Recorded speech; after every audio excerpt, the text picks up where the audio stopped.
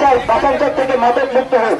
বাসাঞ্চলকে একটি মাদক মুক্ত দেশ গড়ার জন্য আমরা অনুরোধ করছি এবং যারা বাসাঞ্চলের নেতৃবৃন্দ আছেন তাদেরকে আমরা অনুরোধ করছি, যদি মাদক মুক্ত না হয় 5ই আগস্টের মতো বাসাঞ্চলের ছাত্র সমাজ আবার চাপবে মাদক মুক্ত বাংলাদেশ, বাসাঞ্চলকে একটি মাদক মুক্ত সমাজ করবে। এই আশা রেখে আমি আমার সংক্ষিপ্ত বক্তব্য শেষ করছি। আলহামদুলিল্লাহ রাব্বিল আলামিন।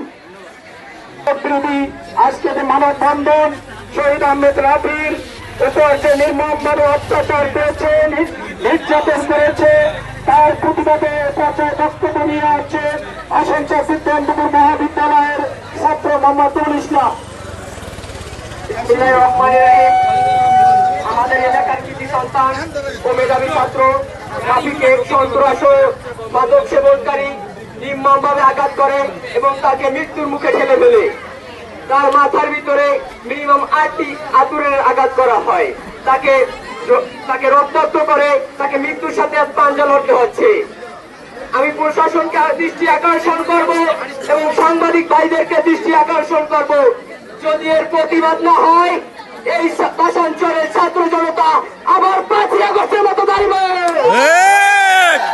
প্রশাসন বাংলাদেশ পুলিশকে বলবো, কাজিয়ার থানার আওতায় আপনারা যারা আছেন, যদি এই সন্ত্রাসবাদীকে রুখে দেওয়া না হয়, এই ছাত্র জনতা যদি জাগে বাসাঞ্চল থেকে মাদককে একবার নির্মূল করে উঠবে। যদি কারো রক্তের বন্যা বহাতে হয়, আমরা মাদককারীর রক্তের উপর দিয়ে গেল এই বাসাঞ্চলকে আবার স্বাধীন করবো।